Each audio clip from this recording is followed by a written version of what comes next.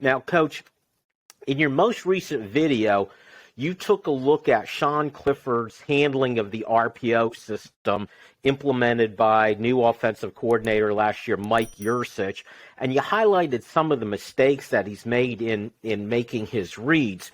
I suspect most of our listeners understand and know that the RPO means it's a run-pass option play. But just to start out, could you explain what is the quarterback looking for when he determines whether this play is going to be a run or a pass? Different coaches have different philosophies. So I highlighted in the video, you can see where he is usually reading an apex defender, basically meaning he's reading the guy between the receiver and the tackle. Basically, that's the extra player. So when you run an RPO, the objective is I'm going to try to take the player that you have that is basically what we call a two-way. He's a run fitter and a pass defender at the same time. And so what you're going to do is you're going to put that kid in conflict. So a lot of people call them the conflict player. So, for example, a couple of them you saw were, where basically he was just trying to drop the ball off really quick into the flat. I think one of the first ones was the H-back comes across the formation after he runs inside zone to the left. And the fullback comes across formation, and he's out in the flat. Well, the read was very simple. The read was the outside linebacker who ended up coming off blitzing the edge. And it was a pretty easy read. A lot of high school kids make that read, so it was kind of shocking that Clifford didn't make that read very well. And all he would do is if that kid sells himself to the run, then I just pull the ball and I throw a tagged route, whatever that route concept might be, a flat, a slant, an out, a hitch, whatever it is. And so that's really, you have to understand that there's so many different variations, but Yurcich likes to live on the second level RPO. He likes to live in the linebacker world. So he'll try to read linebackers to make them wrong is what he's trying to do.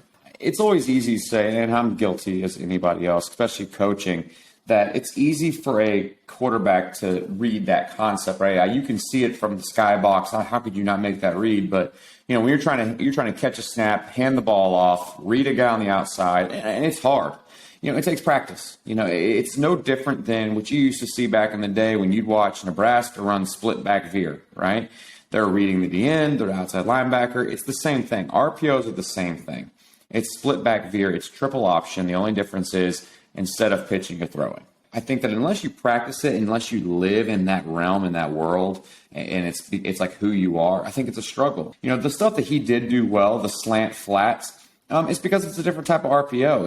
It's just him pulling the ball and letting it rip behind an outside linebacker's ear because he's having a guy pull with the flat. And so I think that he's a little successful at that because truly, I think it's because he can just sit in the pocket, and that's what Clifford really wants to do. Now, you mentioned about Mike Yurcich saying there was improvement from Sean Clifford, and is that just the most important thing is just reps, which obviously he's getting more of them, and he's with that same offensive coordinator second time, or are there other little secrets that could help him in his decision-making process that the coach could look to do? I think there's a lot of things. I think coaching from the film room is going to be huge. If you're in the film room, you can look down and you can see, okay, hey, this is what's happening. This is what I need you to do. This is why this is doing this. That's going to help tremendously. But it goes back to reps. The old school Nebraska split back veer, the wishbone, Texas and the wishbone in Oklahoma.